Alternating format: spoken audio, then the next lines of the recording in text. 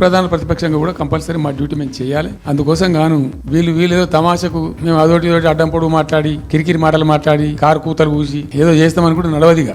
ఏళ్ళ దాకా వేరే కథ, రేపటి నుంచి వేరే తోలు తీస్తాం. ఎక్కడికక్కడ ప్రజలు ఖచ్చితంగా ఎక్కడికక్కడ నిలబెట్టే ప్రయత్నం చేస్తాం. అడుగున చెక్ చేస్తాం, ప్రతి విషయంలో చెక్ చేస్తాం. Sufficient time we have given. మేము తొందరపడి మేము ఎందుకు కన్నెర్రి అయ్యి మా ప్రభుత్వం పోయింది వీళ్ళు వచ్చింది అనేటువంటి ఒక పిచ్చి అయ్యి అట్లా మేము చేయలే. అటువంటి వాడికి పోలే. ఇష్యూల మీద పోరాడుతున్నాం, ఒకే ఫీజు రియంబర్స్ మీద పోరాడుతున్నాం, ఇంకొకటి పోరాడుతున్నాం రకరకాల భూదందాల మీద, దోపిడీ మీద, అలాగా చెర్ల మీద పోరాడుతున్నాం. పార్టీ కొట్టాడుతున్నది, తప్పదు కాబట్టి కొట్టాడుతాం. ఇప్పుడు మొదటికే ముప్పొచ్చే పరిస్థితి ఉంది. గోదావరి మీద అరాకిరి చేసి చంద్రబాబు నాయుడు ఏపీ ప్రభుత్వం నల్లమల సాగరు, ఈ సాగరు, ఆ సాగరు, అటు గోదావరి దోపిడీ జరుగుతా ఉంటే దాని మీద సప్పులు లేదు. కృష్ణలో ఇంత ఘోరంగా పాలమూరు ఎత్తిపోతల మీద దీని మీద సప్పులు లేదు. మరి ఎవరి ప్రయోజనాల కోసం ఉన్నట్టు రాష్ట్ర ప్రభుత్వం ఏం చేయడానికి ఉన్నట్టు, ఏం జరుగుతున్నట్టు రాష్ట్రంలో? కాబట్టి ఎట్టి పరిస్థితుల్లో నేనే స్వయంగా రంగంలో దిగాలనుకున్నా. దీనం ఈరోజు డిసిజన్ అయిపోయింది. 2-3 రోజులలో రాబోయే 3-4 డేస్ లో ఆయా జిల్లాల నాయకులతో సమావేశమై ఖచ్చితంగా చాలా పెద్ద ఎత్తున అక్కడ గ్రామానికి డప్పు కొడతాం, మొత్తం సభలు పెడతాం, కవులు, గాయకులు, కళాకారులు అందరినీ తట్టి లేపుతాం. ఈ పత్రికా విలేకరులను కూడా రిక్వెస్ట్ చేస్తాం. అక్కడ జరిగే అన్యాయాన్ని, ప్రజలకు జరిగేటువంటి అన్యాయాన్ని, జలదోపిని అరికట్టాలని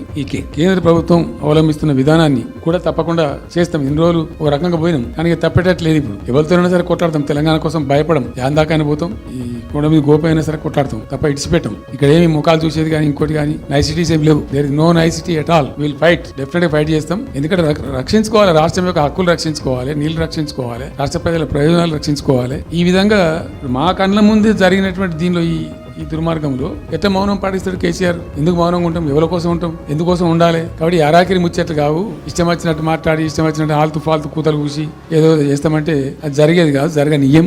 రెండవది, ఈ ప్రభుత్వం కూడా సర్వభ్రష్ట ప్రభుత్వం, సర్వంలో భ్రష్టమైంది. నువ్వు మళ్ళీ బయటకు వచ్చి ఇవాళ ఆయన తోలు తీస్తాడు. తోలు నాది కాదు కానీ ఆ షేక్పేటలో మటన్ కొట్టు మస్తాన్ ఉంటాడు. ఆయన రోజు మేకలను కోసి బండి నడుపుతుంటాడు. ఆయన చెప్పిన కేసీఆర్ ఖాళీగా ఉన్నాడంటనే తోలు తీస్తాడంట.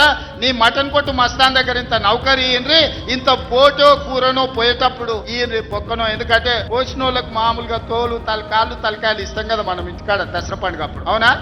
ఏం శివకుమార్ రెడ్డి, మన ఇళ్లలో పండుగ పూట వచ్చి యాటను కోస్తే కాళ్ళు తలకాయ కోసినోనికి ఇస్తాం కదా.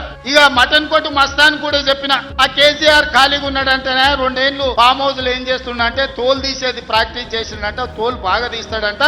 నీ మటన్ కొట్టులో ఈ తోలు తీస్తాడు, కాళ్ళు తలకాయలు మాత్రం ఉచితంగా సాయంత్రం పోతే దావతులో పోటీకి ఏమైనా కొట్టుకొని సాయంత్రం 2 వేసేటప్పుడు తీసుకుంటాడేమో అని.